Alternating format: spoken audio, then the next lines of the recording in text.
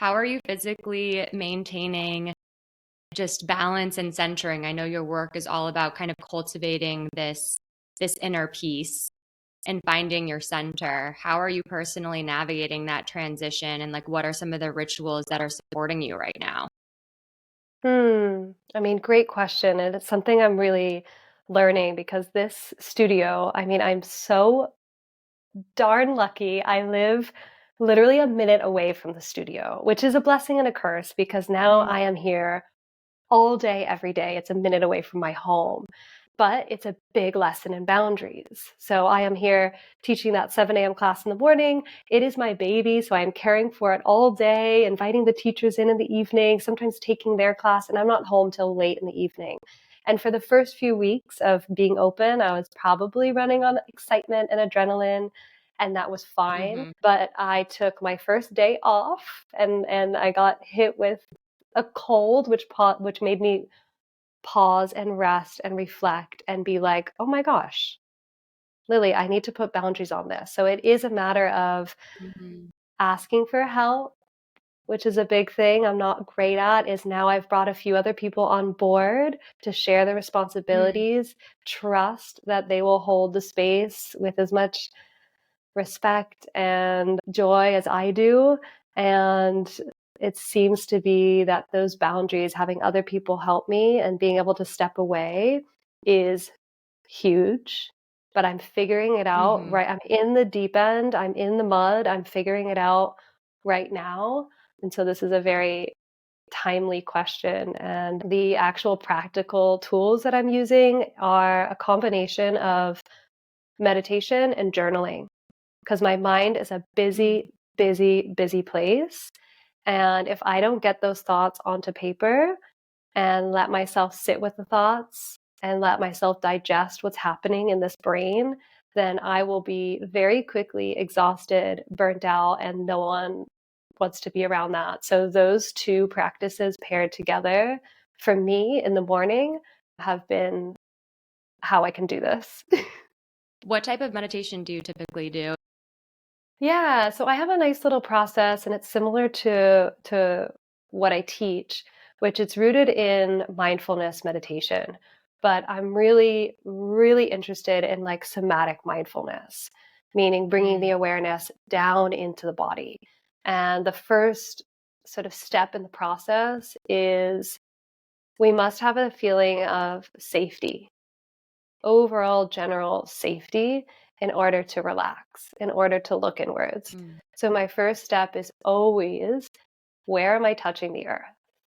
Where are my hips, my feet, my body touching the support beneath me? And I keep my attention there until I feel the drop, until I feel mm, myself, I've mm. landed into my practice. And excuse me, sometimes that takes a second and sometimes that takes a few minutes. But I'm not interested in going further until I feel a sense of safety in the body and in the mind. And so once I've done that stage of grounding, I then tune into my breath and I'll watch the breath. And this is it's silent meditation, but I'm certainly guiding the practice and I watch the breath Mhm. until I feel, maybe sometimes I don't, but a feeling of freedom and a sense of ease and a letting go where I am not controlling the breath, Mm, but I'm sitting there and I become the observer of the breath. Once again, sometimes that takes just a mm, few seconds, and other times it is a fight. And I'm like trying to control my breath and trying to make it feel a certain way. So it's a matter of letting go. And then once I've reached there, mm. I'm ready to dive deeper into the emotional body, into the mind, and observe what I'm feeling physically, what I'm feeling emotionally, and what's going on in my mind. And then I give myself space to rest in that awareness. And I usually spend 10 minutes there. And it's really Mm. a matter of giving myself a safe space to feel everything that's going on. And then after that, I'll then write it out and express. That's so beautiful. I feel like I feel like it's actually in parallel with with my work as well, and in my meditation practice, and just like the journey of the chakras. Like you can't rise before you actually root in the root chakra, that center of safety and security. And that drop is actually so palpable. And I feel like there's also this air of finding just like self-compassion for where you are. You said something really interesting about control. And I find that I'm in a state of like extreme, I don't like to say busyness, but I like to say life is very full right now. It's very full, probably the most full it has ever been. And I think I'm in this balance of trying to control the rituals and routines within my life and trying to like stay like in flow, or just like more at peace without them, like have them be more grounding pillars. So how do you stay committed to your routine without becoming like overly attached or trying to like Hmm. really take control? I feel like sometimes it can be, if I don't do it, then I feel out of control. Hmm. And it's like sometimes, when life is so full, we're spiritual beings living in a quote unquote busy world, busy human world. How do you find that balance without becoming overly attached? Yeah, I mean, you're saying it as you asked the question without becoming overly attached. That's everything. And Yeah. I spent so many years really relying on my rituals. If I didn't make my warm lemon water in the morning and do my meditation and move my body and write and read, like all these things, I would feel off balance. And then I realized, oh my gosh, as life becomes more full, that is not realistic. So, actually, Mm-hmm. not relying on any of these practices, not doing them to necessarily get anything from them. Like, I stopped thinking about when I do this, I feel this. When I Mm-hmm. meditate, I feel relaxed. When putting that pressure on it, and more so going back to like the discipline of it, is I'm going to put this in my schedule like a meeting. I'm going to show up for it and drop the expectation, drop the Mm-hmm. attachment, and have this perspective of I get to meditate right now. I get to write. I get to move my body.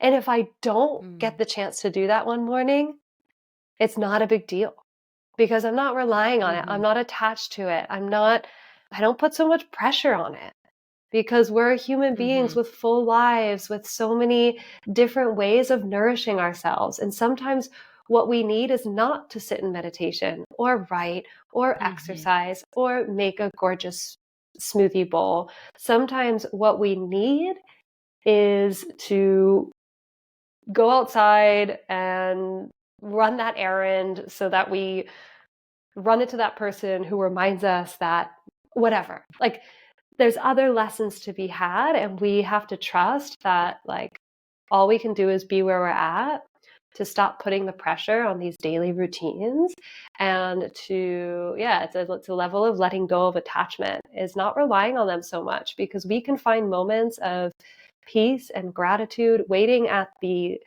post office in a big long line when we'd be like, much rather be meditating, but we're stuck in this big long line doing life, human admin, annoying stuff. And then all of a sudden, Mm-hmm. that's where you get the lesson you need to learn. So I think it's about like, yeah, being a little more flexible with what our routines look like. And at the same time, taking your routines on the go. Like I said, that process of feeling my feet on the earth, that process of feeling my breath, of noticing what's going on in my emotional and mental layers of my being right now, and bringing that into a real life situation like a subway ride is going to be Yeah. so fantastic for your own inner resilience and awareness, is to be able to apply that stuff into real life. Absolutely. The integration is key. And I'm working with a corporate client right now, and the CEO is a very quote unquote busy mom. And, I ask her kind of what her routines are that keep her stable and grounded. And she's like, I have no time. My kids are up at 6:30 a.m. And I was like, what about it? Moving through a sensorial meditation, like when you wake up, but you like don't open your eyes and you feel into your sheets and the smells and the sounds, or like while you're getting ready, you just like, you layer in maybe some like vibrational frequencies or something like that. And sometimes it's the no thingness, which you were talking about, the space, which I would love to learn more about your perspective on that, given the name, the space. But I feel like you said just so many powerful things, the difference between needing versus wanting. Needing Hmm. to do these rituals and routines, which you're outsourcing your power then to these rituals, right? Versus reclaiming your power and knowing that I want to do them, but I don't need them. Like I Yeah. have the peace within me, kind of a thing. But that also took time for me to understand. Like it took the micro rituals and routines that I practiced and had discipline doing over, years of time for me to understand that I can untether from those things and still feel a sense of groundedness. But yeah, sometimes as, a teacher and a mentor, you're like, yeah, you have to let go of like kind of all of the things that you learned and kind of start from a blank slate again, which has been an interesting Hmm. process for me because life is, yeah. Yeah. And that as you're speaking, it makes me think of the process of like embodiment. And the first Hmm. stage is imitation. And the second stage is integration. And the imitation looks like it's, doing these rituals every single day, lots of discipline. Sometimes it doesn't feel good, putting pressure on it. You're feeling like you have to go through that phase. You have to go through that Mm. phase. And then after some time, it becomes integrated. And then once you've integrated it, then you can innovate it and you can play with it and you can change it. But you can't skip that process of, oh, it feels forced. It feels like it has pressure. I feel attached. I feel that you have to go through that phase. And it sounds to me you've been there. And Hmm. now you're in the integration phase, maybe even the innovation phase where you're finding new ways of putting that into your life. For instance, feeling the feeling of the sheets on your body as you wake up, bringing mindfulness into your life without even thinking about it. Yeah, I mean, true embodiment is when you don't, yeah, you find the healer within. You don't feel the need to do more, but you find the power within just being. And that's beautiful. I actually have never heard the stages of embodiment in that way. Imitation, which is you just moving through these routines and becoming acclimated to this new state of being. And then you're finding more equilibrium through the integration and then innovation. Is there anything after that, or are those are the three main stages? Those are the three main stages. Yeah. And as you innovate, it becomes once again in the imitation phase. Da, da, da. You Yes. keep going through because as you grow and as you find new ways of doing things and being things, it's at some level you're imitating and then it becomes Mm. integrated and then it becomes embodied. Yeah. That's beautiful. Yeah, when I was talking to Erica Matlock and we were talking about the stages of embodiment and just like these 7-year cycles and just the cycles within us and around us, which I know we talked about as well. But that's really beautiful. And I think that's a really just digestible way to think about embodiment in general. That's beautiful.